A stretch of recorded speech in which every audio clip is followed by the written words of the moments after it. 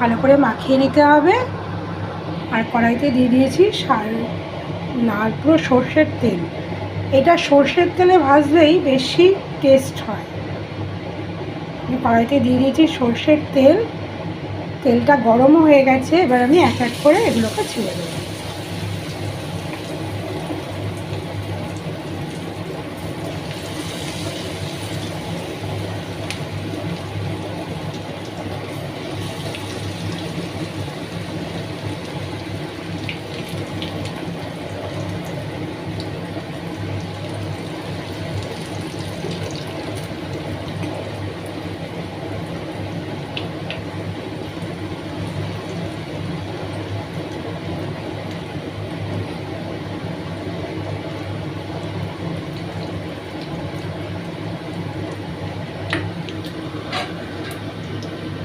এটাকে ভালো করে